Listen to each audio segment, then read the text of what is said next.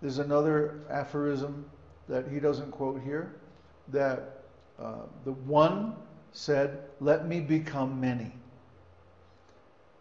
And then there's another Upanishadic Narayan, Nityo Nityanang Chaitanas Chaitananang, famous Upanishadic verse. There is one eternal, one supremely conscious living entity. And then he expanded himself into many eternals and many conscious living entities. So even though our language is kind of crippled when it comes to talking about these things, we say he expanded himself, or he created so many living entities. But actually, those living entities exist eternally along with the Lord. They are of the same constitutional quality as the Lord. Therefore, like the Lord, they have no beginning and no end.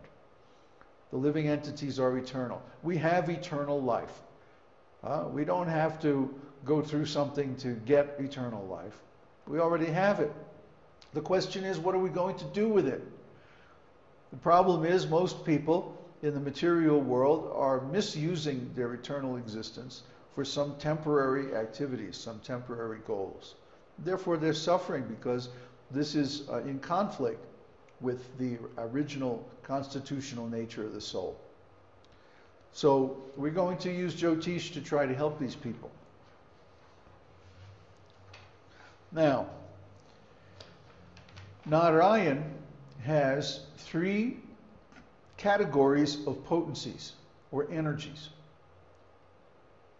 We have to be really clear on this so we can tell the difference between them. It's like sometimes it doesn't work and then all of a sudden it starts to work again. I don't know. No, the battery's new. Anyway, the spiritual world consists of 3/4 of the living entities. Sometimes we hear it described as 3/4 of God's power. Well, God's power is actually unlimited. But of the power that is manifest, 3/4 or 3/4 of the living entities live in the spiritual world, and 1/4 in the material world, approximately. So the material world is created through the potencies of Narayan, and these potencies are defined in 3 broad categories as internal, marginal, and external. The internal potencies are completely spiritual. They are never in touch with matter. And the external potency is Maya, or the material potency, and that creates these material universes. Then there's the marginal potency, and that's us, the living entities. And we have the choice, being marginal. Marginal means on the border. Tatashta.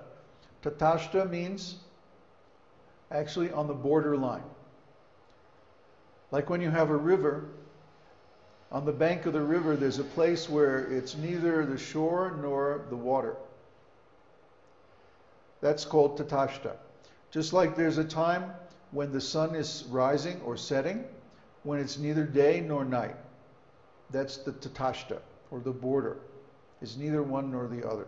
So we're neither internal nor external, we're in between. And the Tatashta Shakti is emanated by Lord Narayan also, because he is also on the borderline, in between the material and spiritual creations. So we have the ability to turn either way. We can turn inside and see the spiritual potency, or we can look outside through the material senses and see the material potency. Now, all those potencies are God's energy. The difference is our energy is primarily spiritual. So when we look outside through the material senses, we see so many things that are inharmonious with our real nature. But when we look inside in the spiritual world, everything is wonderful, everything is beautiful, everything is connected with our original nature and our original identity.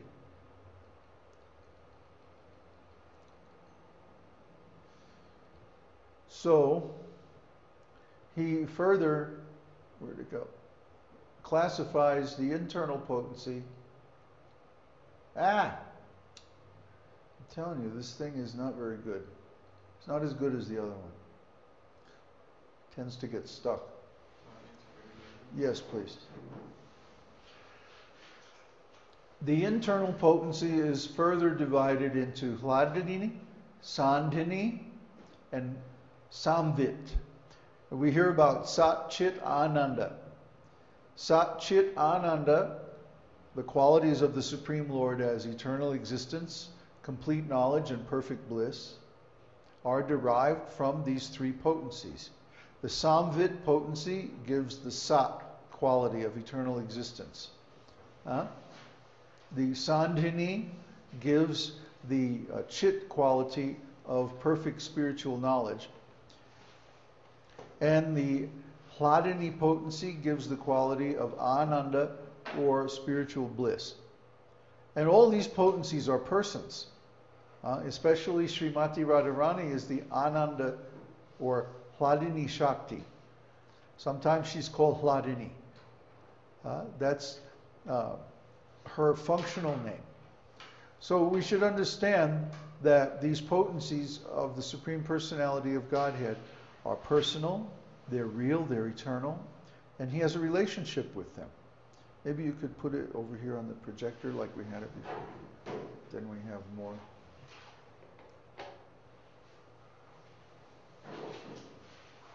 I don't know, for some reason it's freezing up. See that?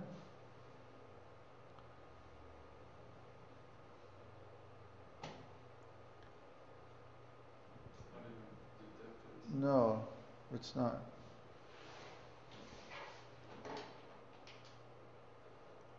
Is it going to reconnect?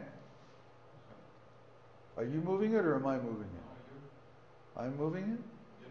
See, I'm moving it smoothly, but it's moving in jerks, you see? Maybe I have to restart the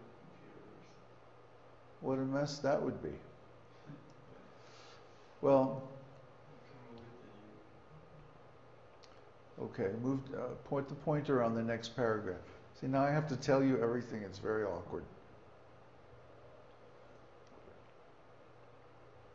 Let me ask if they're hearing properly. Maybe they're not hearing. Can everybody hear? Is it clear, or are we having some problems that we don't know about? Yeah, it's okay. It's okay. Okay, we're having a problem with the mouse, that's all. Now it's moving, you see? Now it's okay. You see it stop like that? Actually, I'm moving it smoothly, but it's stopping. I suppose it's so many processes running. That poor laptop. He's got his computer so overloaded, the fan is just going. Okay, so the external potency of the Lord creates this material world. And that's what we're engaged with on a day-to-day basis in the material world. So we have to understand how this is operating. Okay, basically,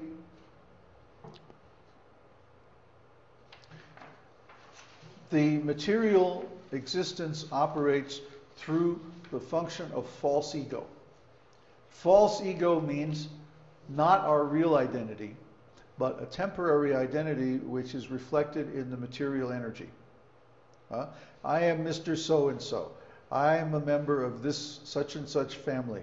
I take birth in this country, and I'm a member of this political party and this religion, and so on and so forth. I work for a particular company, and this is my position, and all these things. Material. So the material energy is governed by means of three modes, or it manifests in these three modes. And we went over those three modes yesterday, in our last session. So goodness, passion, and ignorance give us elevation, or stay the same, or we become degraded, respectively. If we engage in passion and ignorance, then we become contaminated and degraded, then we have to take another birth in this material world. But if we can transfer our activities to the mode of goodness, then we become elevated and we actually become eligible for liberation. So the process of devotional service is beyond these three modes because it's eternal. Anything eternal is actually spiritual. People don't understand the distinction between material and spiritual is simply the distinction between temporary and eternal activities and existences. Ulysses has a question. Uddhava has a question. Krishna Prapti has a question. The modern astrologers believe that the universe is expanding. Is it? Krishna's potency is always expanding. But actually, there is an alternate explanation for the redshift observations that the